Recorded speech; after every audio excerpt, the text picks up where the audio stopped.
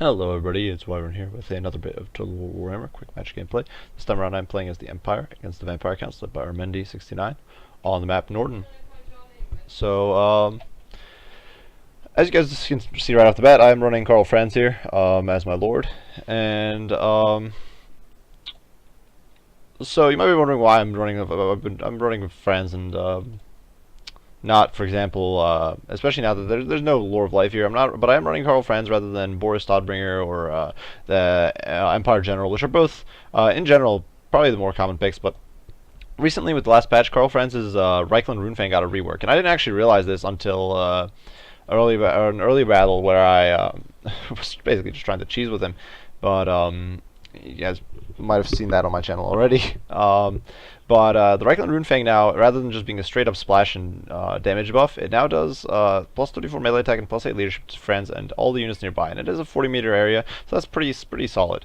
So I do want to kind of make use of that, and I'm going up against the Vampire Count army. And so I'm doing a bit of a mixed build here. I did bring a Bright Wizard because I was expecting perhaps some regen units, and decided to bring 2 units of Knights of the Blazing Sun. Backed by of course, with the Bright Wizard, they should work just fine. Now, for my front line, it is 2 units of Swordsmen. These guys are just dirt cheap and not too expensive. Then on one flank, I do the Sigmar's Sons, and over on the left flank, I do the Tattersouls. I decided to go stronger on the flanks to make sure they held, and I figured that in the center I would hold okay with the help from Karl Franz and just overwhelming firepower, and also just the spearmen. Both of the flanks are backed up by an Empire Captain. He's completely stripped down, which makes him pretty cheap, but nonetheless, the Empire Captains are very tanky. They can just eat a lot of damage for a very long amount of time. And in the back, we do have a unit of spearmen just ready to flex where needed to kind of protect my front line. And then behind that is my main really damage contingent. I have 2 units of Outriders with grenade launchers. These guys are amazingly useful, and now that the Raised Dead has been nerfed, these guys are bring a lot of shooting against Vampire Counts has become much more viable in my opinion. So you can see the silver bullets here, the Outriders with Vrens, and these guys are really going to be able to deal with, for example, Graveguard pretty effectively. Their splash, although they're not listed as armor piercing, they will do a lot of damage to something like with decent armor like Graveguard. Out here on the flanks, of course, Knights of the Blazing Sun ready to be pulled out and flank, and yeah, that's basically it for my army. My opponent went really wide. He went with a really large army. Now his front line, interestingly enough, he didn't bring the Tithe and the zombies, but for his lord, and a bit of a strange pick, I guess, he brought the Strigoi Ghoul King coming in with Invocation of the Neck, as well as Spirit Leech. He is, of course, on a Terrorgeist, and he does cause poison, so he's not a terrible melee combatant. In my opinion, not the best of lords, but he's definitely very solid. He has regen, he has 80 armor. He's at that bonus against lords. He's just he's actually a pretty strong lord. It's just that with Kindle Flame and regen, he's gonna be very susceptible to my fire damage if I can get it off. Then for his second line, or for his heroes, my opponent did bring a White King, who is a solid choice. He does have a silver shield. He's very tanky. Of course, does have that. I do believe it's Sword of Anti-Heroes. Is that what it is? Oh no, Hero Killing Blow. And then 2 Necromancers, just there to kind of beef up that front line, provide regen, as well as a whole bunch of casts of Raised Dead, which it's a little interesting to put on Necromancers because Necromancers can't run through your line, so they struggle a bit to cast it on units behind the front line. Then for my opponent's main line, he is running just a bunch of Graveguard. 4 units of Graveguard, I think. The Königstein Stalkers, who are basically the poor man's Graveguard, but they also have poison. And then the Sternsmen, who are the Graveguard with regen. Out on the flanks, he does have the Feasters into Dusk, and then 2 units of Crypt Ghouls, slightly veteraned up. And these guys are just there to do flanking and apply even more poison. And they're really pretty quick and could definitely cause me a bit of hurt. And finally, very wide, he does have 2 units of Dire Wolves, as well as the Dire Pack, which is the Regiment of Renown. Dire Wolves who do have anti-large. So, kicking things off, I do move my whole army forward, just a little bit, trying to get a slightly more favorable point of engagement.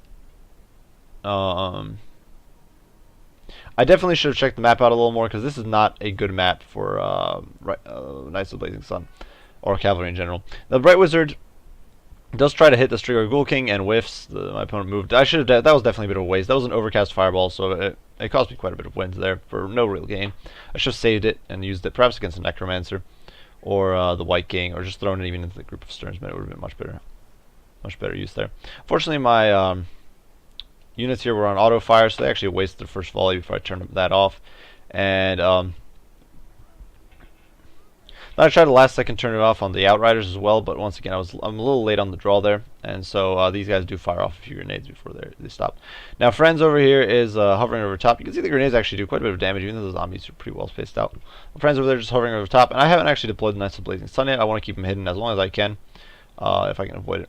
Now of course my silver bullets are revealed now. My opponent is just pushing forward with the Tithe. I don't intend to push into the zombies if I can avoid it. I'm just kind of sitting tight, letting things develop as my opponent pushes Graveguard and Königstein Stalkers forward. Now, seeing that the Strigo Ghoul King is coming around, I just said push out with the Knights of the Blazing Sun and see if I can zone it away, as well as get ready for the flanking charge that I'm going to have to launch if I want these Flagellants or the Tattersouls to stick around. The zombies are pushing into the Swordsmen, which should not really be a problem. The zombies are... I should have tried to get a charge into them, but unfortunately I didn't. Over here, my silver bullets are opening up in the Sternsmen. Now, the Sternsmen do have silver shields, but nonetheless, the... silver bullets should do some okay damage. Now I dropped the Flaming Sword rune on them, which will give them fire damage. That means they'll do just a little bit more to those regenning units. You can see that second volley was much more effective than the first. Flaming Sword rune will of course buff these swordsmen, who will be able to tear through these zombies much more effectively, and of course the Tithe and all that. Now this Karl over here is just kind of flying over the front line, checking things out. You can see those first volleys of grenades coming in. The Königstein Stalkers with their lack of armor are getting absolutely mauled. But even the normal Graveguard, you can see, took about a tenth of their health in that single volley. And now things are really starting to break down in earnest. You can see the Tattersouls pushing in. The Königstein Stalkers lost about a third of their health before closing the gap. And the center's actually holding really well despite, in spite of everything. Knights of the Blazing Sun do get a flank charge here on the Graveguard, which is quite a bit of hurt. And the grenades are still coming in hot and heavy. I do dive Karl in. He pops Stand Your Ground, Reikland Runefang. He's just popping everything. Just trying to buff this center here. Make sure it holds.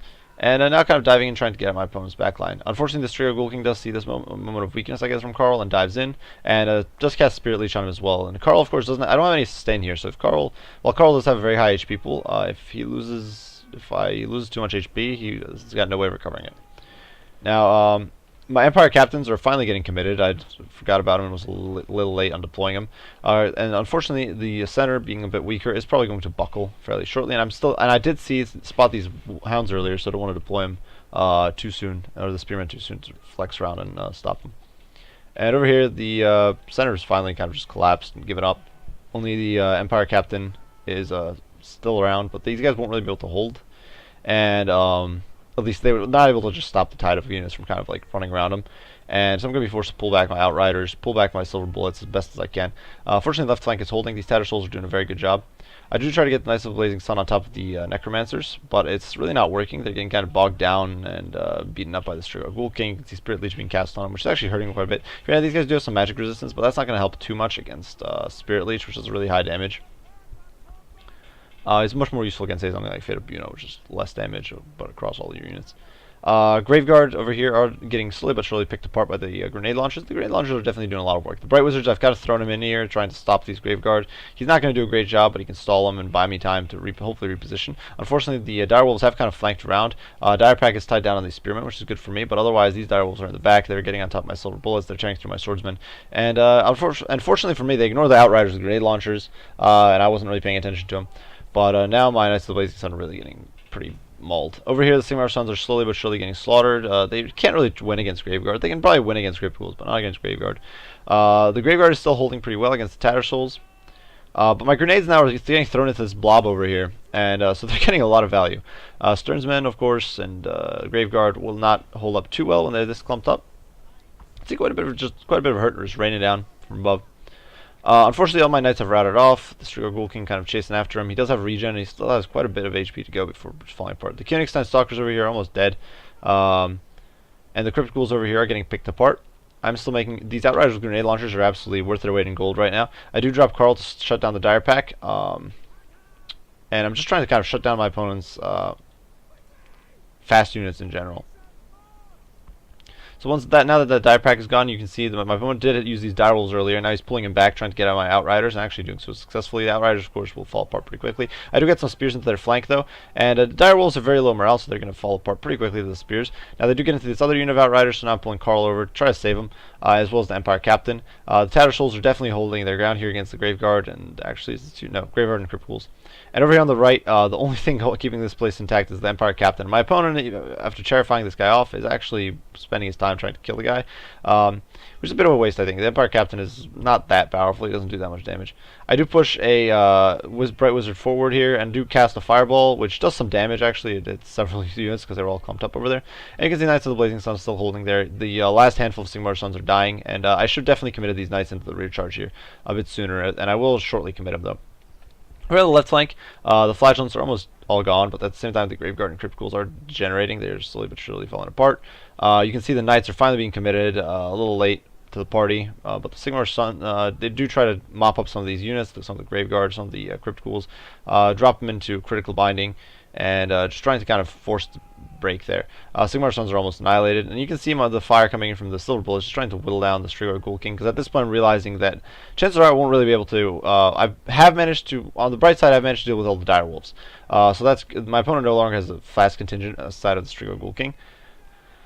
But unfortunately, I no longer have, over here you can see the Tattersouls and the Empire Captain just barely held, with 2 models left. But unfortunately, I no longer have, I simply don't have much of an army left. These Spearmen are fleeing. I'm trying to pull them away from the Stearnsmen and White King and all that, but unfortunately they're a bit quicker. At least the White King's a little quicker than the Spears. But I'm just trying to kind of bait my opponent away, and that allow my grenade launchers to do work. And you can see they're definitely willing, and the rifles to do work. And they're doing some good stuff against the Graveguard. They're doing pretty well against the whatever units are kind of left over. It's mostly Graveguard at this point, I think. Trying to do a little bit of damage against the White King. And I see my opportunity here, and I take Karl on a kind of solo mission, trying to assassinate the Strigoi Ghoul King. And Strigoi Ghoul King does, of course, have Spirit Leech, and potentially with poison and his anti-large bonus, he can actually beat up Karl pretty badly. So I do pop Foe Seeker, I pop Deadly Onslaught here, and I'm going to pop Garl Mraz, and I'm just taking the hammer right to this guy's face.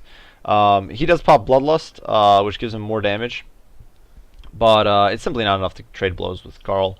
Who dishes out just a lot of hurt, and he's just melting that Strigoi Ghoul King down. Over here you can see my opponent does get into my backline, he does get on top of my Silver Bullets, but unfortunately, when all my units here just kind of crowd in on my opponent's units, a Graveguard, or my heroes are in there, it lets my Outriders with grenade launchers just do immense amounts of work. And so they're just kind of firing off their grenades, teeing off on these Graveguards who are just falling apart pretty quickly. And Knights of the Blazing Sun do get a charge in, and that does a bit of damage, and I'm sending Karl in, just trying to get some even more damage in. And this match is very much not in my favor at the moment. My opponent still has his White King, he still has his Necromancers. I do drop Karl in there, trying to get after the Necromancers. One of them does fall apart here, I do believe, and then I try to just pull Karl out. The Empire Captain over here is dying. My opponent does raise some skeletons, which is, makes sense. Those guys will do a little bit more damage than, for example, zombies. And you can see the Necromancer here falling apart. My grenades are still coming in as fast as they can. These poor Silver Brothers are being pursued by the White King, and Outriders over here are regrouping. As long as I can just keep this fire coming in, I should be okay. Unfortunately, my Outriders are practically out of ammo. They're down to 2 rounds. I do dive Karl in again, going after the Necromancer. But unfortunately, Karl does just kind of immediately get mobbed, and he is starting to run a little low on HP. This Empire Captain over here is pulling back. I still have a Bright Wizard over here. You pop an Arcane Conduit, but at this point I'm so low on power reserves, I'm not really able to get much out of that. But my opponent's units here are kind of disintegrating now. In spite of the regen coming in from the Necromancer, the Graveguard is starting to fall apart, and they're not going to last much longer. Plus, most of them probably, I'd assume, approaching their regen caps. Could be wrong. No, actually, they're not. But Karl dives in here, does some damage, assassinates the Necromancer. And that is definitely one of the powerful perks of a large flying lord like Karl or Boris or any of them. But Karl is a very aggressive sort of damage-oriented lord, and you can see just straight up burst. He's a bit like, I guess, Bordalo in that sense. He just kind of dives in, except he has better boosts for his nearby units. Dives in and I'm kind of wiping out these remaining Graveguard. I do throw in some of my Knights of the Blazing Sun, and I'm throwing my Outriders with grenade launchers in there. This is not an optimal fight for him in the slightest, but there's really not much of a choice at this point. They're out of ammo, and I'm running out of troops. Empire Captain does dive in against the White King. Fire Wizard just kind of hovering around. There's not much he can do at this point. And I do dive in with Karl, trying to just lay the smack down on this White King. You can actually see Karl does quite a bit to him. Now the White King drops into crumbling state, drained, and falls apart, just disintegrates at this point. I do try to pull the Captain away, yeah, that's game. Actually, my Silver Bullets recovered, and I was pulling them back as well, which I forgot to mention. But because the White King came back from chasing him, realizing that his army was getting kind of wiped out. But a very good game to my opponent. Came right down to the wire, and the only thing that really saved me at the end there was Karl just diving that Strigoi Ghoul King and killing him because of the leadership debuff, and then it kind of picking apart the Necromancers. Because if that hadn't happened, my opponent would have probably just won out with just having more units. My Outriders would have run out of ammo, and I would have really been in game. There's not much else to say. Now, my front line actually held surprisingly well. The Tattersouls and the Swordsmen and the Sigmar Stones all traded really effectively with the Graveguard, and I think that largely comes down to the Empire Captains helping him out. Kind of taking some of the damage, as well as the fact that they got really solid support from the Bright Wizard, and really solid support from the Outriders with grenade launchers. And those guys were just absolute MVPs, lobbing their grenades over my troops' heads and doing immense amounts of work. Silver Bullets didn't get much done. They did push back the Strigoi Ghoul King a little bit, but after that they just weren't able to escape the Dire Wolves, and then they got chased off by the White King. Nice little Blazing Sun. One unit actually got a decent amount of work done. The other unit, not so much. These guys just were kind of squishy, and definitely this was not an ideal map for him. But Karl, absolute champ, and I think that before Karl was definitely a choice you almost never saw brought to the field. You'd always see Boris, you'd see Lord Generals, but I think that with the rework, Karl is a much more useful Lord. He's kind of because he can fly. He's kind of like Orc war bosses who come in with Wah and stand your ground. They can provide that double whammy of buffs. Franz is kind of like that as well. He can provide stand your ground and of course those leadership buffs. But he can also provide leadership buffs with the Reikland Runefang as well as a melee attack buff, which makes your infantry like a lot more competent. And I think that's definitely something that you gotta watch. I think that makes Karl a lot more viable. Granted, it's a little better if you can bring a Lore of Life Wizard, I think. And I actually, in all fairness, in retrospect, I might have been better off bringing a Lore of Life Wizard instead of a Bright Wizard in that game, because I didn't get that much use out of the fire spells. And when my opponent made some of those clumps, a Dwellers Below would have been a GG for him. So something to keep in mind, but nonetheless, definitely solid performance from Karl. Good game to my opponent. Came right down to the wire. It was a lot of fun. I do hope you guys enjoyed this game. I do, and if you did, be sure to leave a like and subscribe down below. If you have any comments, criticism, any questions about quick match gameplay, be sure to leave those down in the comments below, and I'll respond as soon as I can. As usual, I appreciate you all for watching, and bye for now.